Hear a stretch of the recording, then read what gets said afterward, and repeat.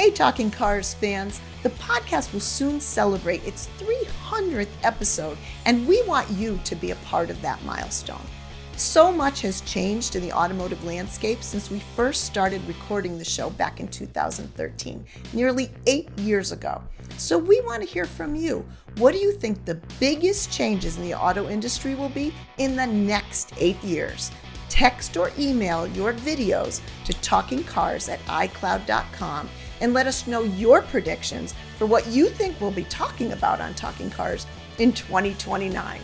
The best submissions will be featured on episode 300. Again, that's TalkingCars@iCloud.com for your video submissions. Thanks for watching, thanks for listening, and enjoy the show. We give our first impressions of the 2021 Ford F-150 hybrid. We discuss CR's new Green Choice designation, and does renting a car only when you need one make more financial sense than buying one? Find out next on Talking Cars.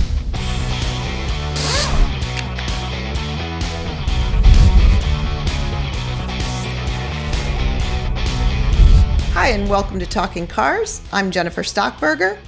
I'm John Lincove. And I'm Mike Quincy. So jumping right in with some news, and we actually have Consumer Reports news, is that every spring we have what we call our Auto Spotlight. It's all of our top picks and everything all around our April Autos issue. But this year we made an addition. And this is the addition of the Consumer Reports Green Choice designation.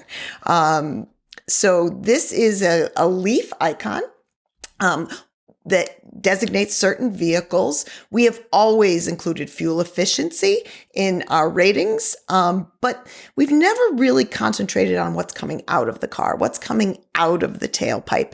And this is our first endeavor to provide consumers with that information. So Mike Quincy, give us a little sense of what the criteria are for the Green Choice vehicles. So just like everything we do here at Consumer Reports, the Green Choice designation is driven by data. And I'm going to, read a quote here from one of our own surveys. So Consumer Reports surveyed 2,223 U.S. adults, and 66% said they are very or somewhat worried about tailpipe emissions contributing to health-related air quality. 61% said that those emissions are very or somewhat important factor when considering purchasing or leasing a vehicle. So when we talk about Consumer Reports and our Green Choice designation, it is highlighting the top 20% of vehicles on the market with the cleanest emissions according to the EPA. And this isn't just electric cars, but it's minivans, it's cars, it's SUVs, some are gas-powered, some are hybrids. And really, it gives consumers just another yardstick in which to make a buying decision. I mean, if you're interested in pickup trucks, we have information for that. If you like sports cars, we have information for that. If what's driving you to buy a car is to drive greener, to drive cleaner, we help you to find those vehicles. Yeah, that's great. And John, Mike kind of alluded to it. I mean, the expectation for people may be that, these are all going to be hybrids and electric vehicles, but that's not the case, is it? It's not the case, Jen. What you're going to see is that it will be dominated at this point with hybrids and EVs. But a lot of small cars and a lot of mid-sized sedans are green choices that aren't, powered by an alternative, but conventionally powered, if you will. Gas engine, multi-speed transmission, nothing else. Just because they're very efficient and they have low emissions. They're ZEVs or PZEVs, which is, partial zero emission vehicles, zero emission vehicles. They're very low emitters to begin with. And then this, designation, rewards that, reflects that. What you'll see when you look at our ratings on consumerreports.org or in our April issue, you'll see that there are a number of vehicles that are both green choices and recommended. But it doesn't mean that you have to be recommended to be a green choice, and it doesn't mean that a green choice vehicle is necessarily recommended. In fact, the way our ratings are broken up in the April issue, for example, all of the electric vehicles that are $75,000 or more, and none of them are recommended for a variety of reasons, mostly reliability, other factors. But they're still green. They still have the green choice designation. They're just not recommended models because of, whether it's from our testing, from crash tests by IHS or National Highway Traffic Safety Administration, Insurance Institute for Highway Safety, or just reliability from our annual auto surveys. Yeah, that's it. It's interesting because, the interest Mike mentioned in, everybody talks about climate change, and that's kind of the big topic. But COVID actually brought out some research of the health issues of emissions, and people that live close to highways may have been more susceptible to some poor outcomes related to COVID. So it's definitely of interest. So look for that in our auto spotlight. So just before we move on, I just wanted to take a moment to tell you or remind you about the Talking Cars donation program. Again, Consumer Reports is a nonprofit. All of what we do, including this show, comes from donations and memberships.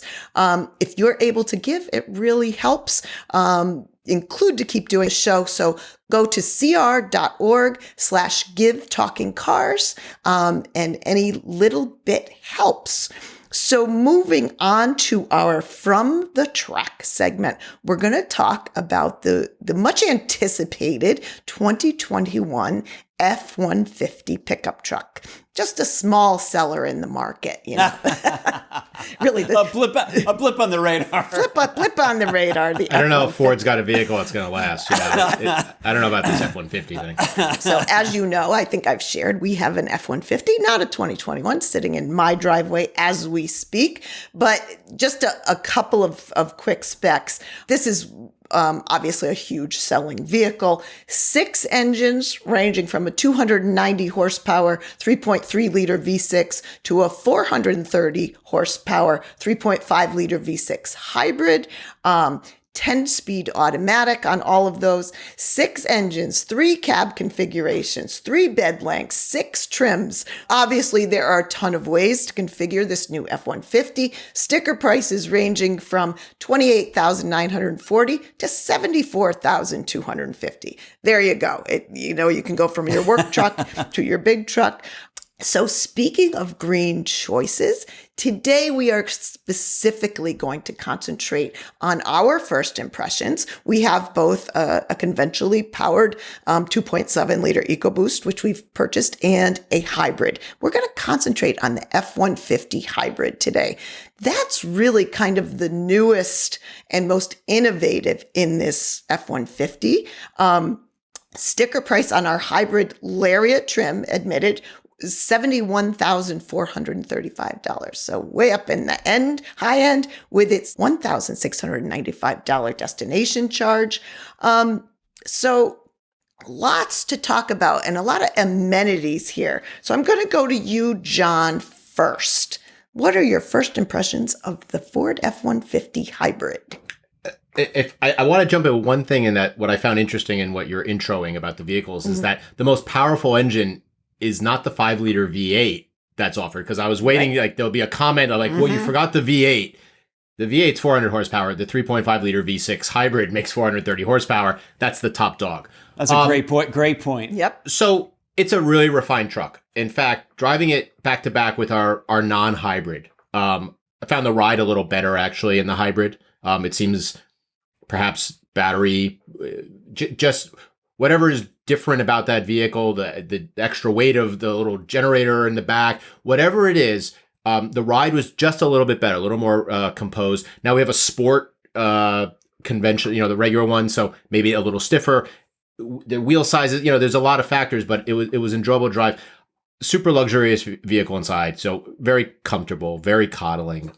Great seats. I'm not always finding Ford seats, have a wide range of adjustments for my body shape and seating preference, but I liked it a lot. Quiet, very cool to drive around on hybrid electric power.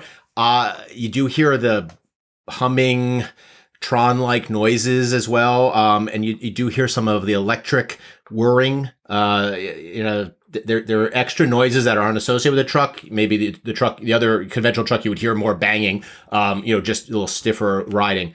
The one thing a couple little things though, some of the trim, really great. Some of the trim easy to scratch up already. So it's $71,000, like scratches in trim that you're going to use, like such as near the locking buttons and stuff like that. And also just strange, no power up windows at $71,000. The less expensive one has power up window. And I know someone's going to then say, "Oh, you're nitpicking such like," but at $71,000, it's a little out of place. No, but that's weird. I didn't notice that. That's totally weird. It's strange, but I think it's great visibility. Again, the ride was really great. Very cool to be able to just drive around town. I spent a lot of time driving around town, and I was able to stay on electric a lot. So it's just very unique. It didn't seem anything of not an F-150, not a pickup truck. Heaven forbid. It's green. It's not a real thing. No, real truck. Very cool. And I thought it was pretty cool that Ford was talking about people who use their early build F-150 hybrids to power their houses and power some of their houses in Texas during the storm. So again, very capable truck so far. Mike, you agree? You like the F-150 hybrid?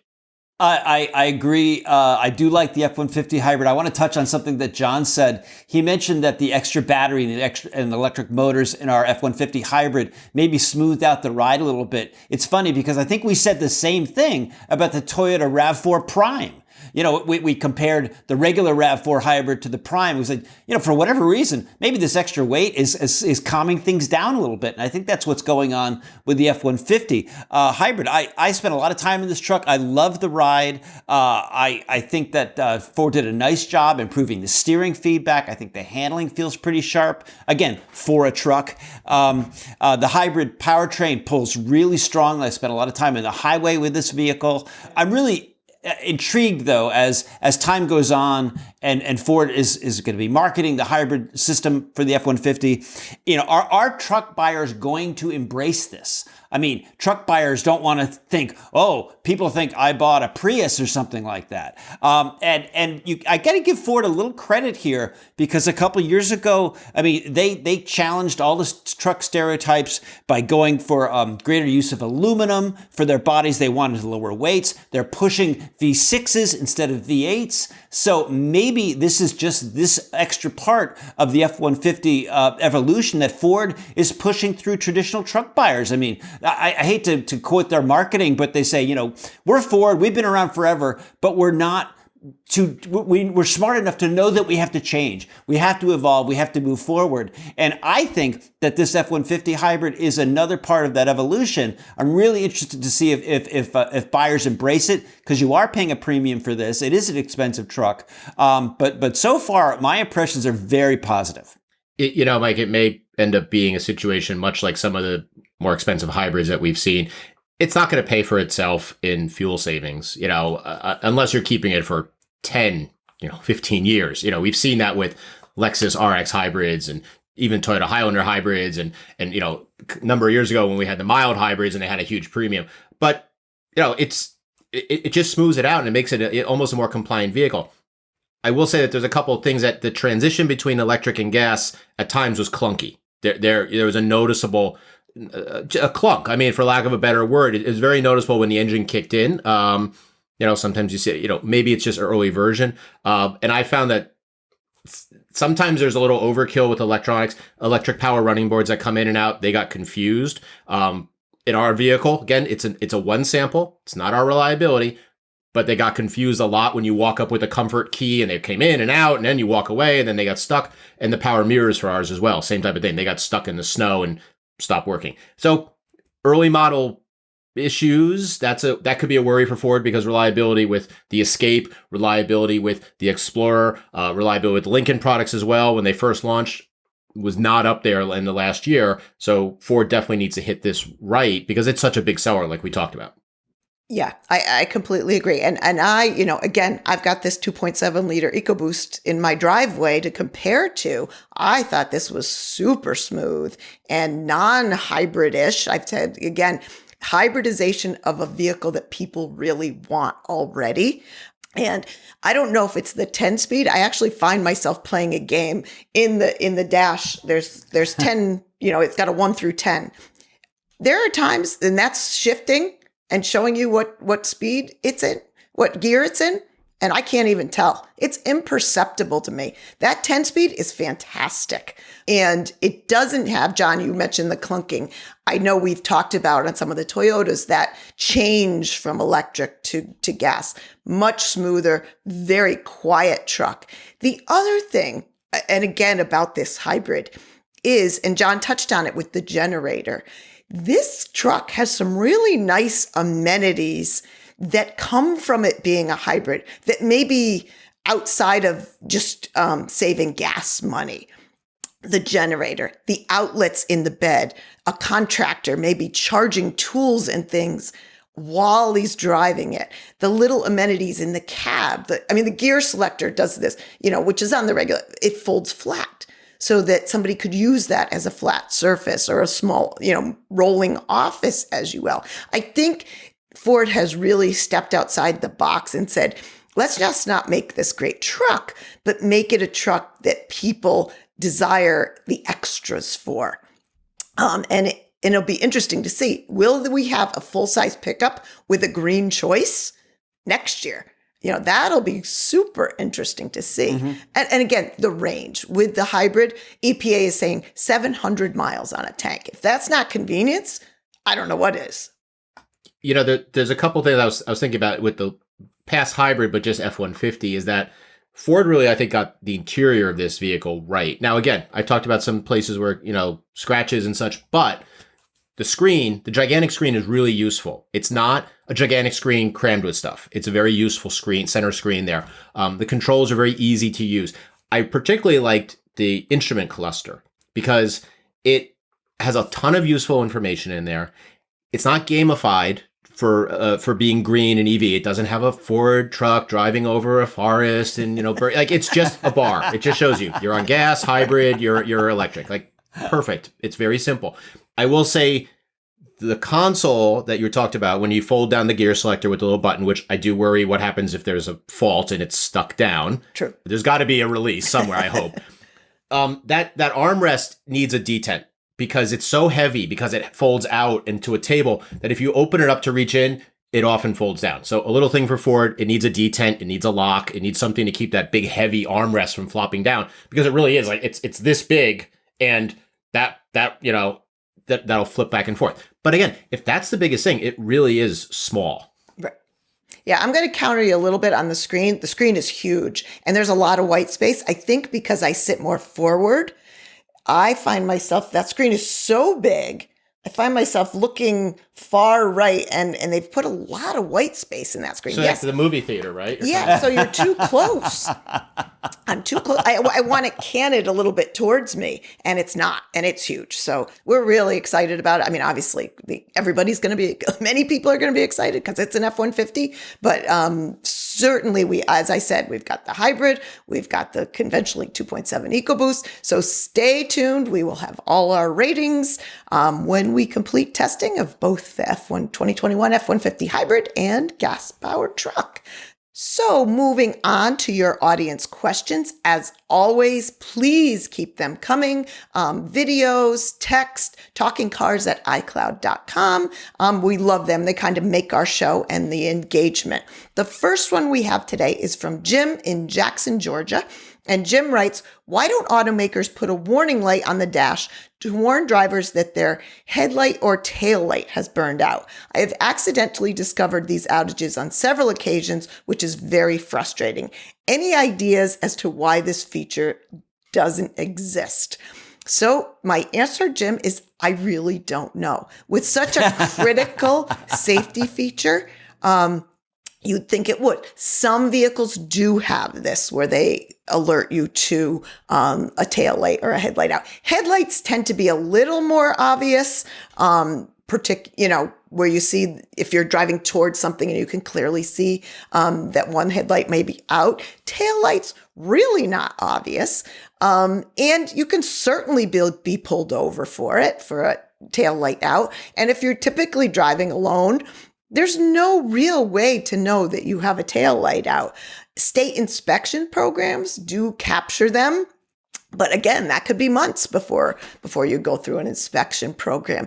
I guess my best advice is, they're rare, but my best advice is take the time occasionally to look at that stuff in the absence of an indicator. Again, you know when your gas cap is loose, but you don't know when these critical lighting features are out.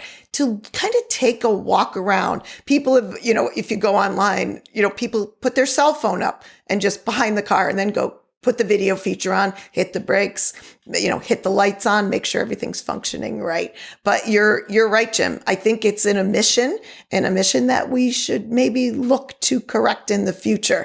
But great question. And it's really kind of a proactive attention thing. So moving on, our next question is from Hashway from San Francisco. And I hope I'm pronouncing that correctly. I don't have a used for a car during the week, but on the weekends, I enjoy going into the outdoors to hike and enjoy nature. So I currently rent a car for use on the weekends. Does this make financial sense? It seems a waste to have a car sit in a garage Monday to Friday, but I'm paying a lot of money each week to get around for recreation. What is your advice? John, any advice for Hashway? Yeah, certainly. So here we are, Consumer Reports telling you what car to buy, helping you get a great deal, advice on making your car last longer. Hashway, you're doing it right. I did a quick little look online in San Francisco area for Zipcar, for a couple rental car agencies. Even Zipcar, if you have a year long, you have a 1 year account that you join, and then you rent a car, say every other weekend for 2 days.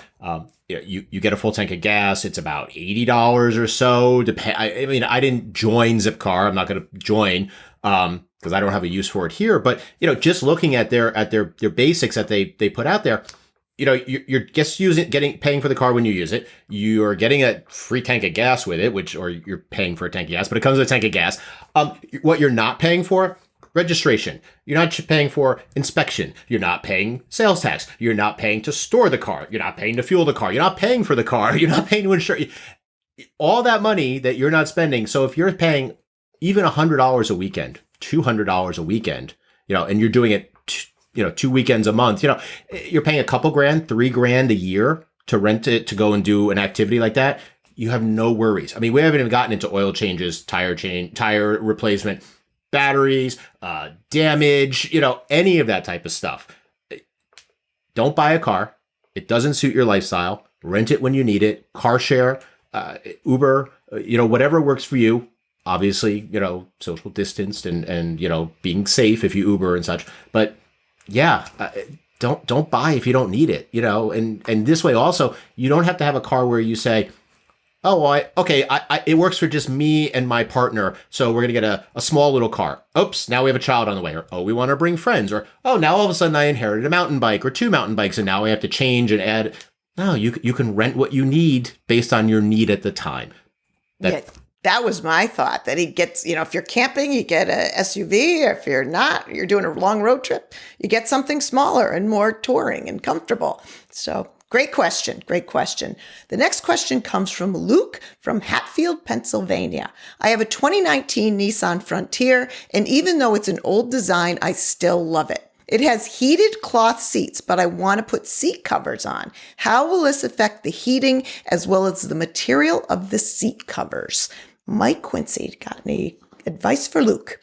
Well, Luke, you put seat covers on your Frontier and you crank up your heated seats, and you might notice that they're not quite as warm as they usually are.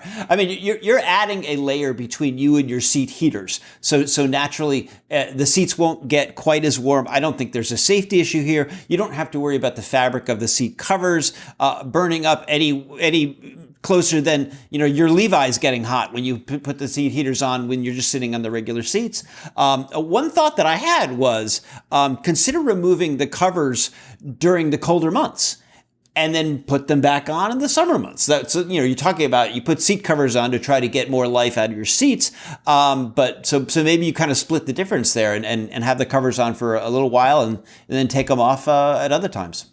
Yeah, I was going to add too, my husband's a big fan of seat covers. He buys a new vehicle and that's the first thing he does is put seat covers on. And so we've had many iterations. I will say buying a seat cover that's specifically tailored to the model you're in sometimes is often is a better bet. Couple things. It gives you access to buckles in the right locations, particularly rear seat covers. It has slots for things like side airbags that are a lot more common now. So you're not messing with the deployment of those. So that would be my only advice from a safety aspect is don't necessarily just buy generic front seat cover, but maybe one tailored to a 2019 Nissan Frontier. They probably fit better and they may not interfere with safety systems as well. But I think you're right, Mike. From a radiant heat type of issue, I don't think there's a concern.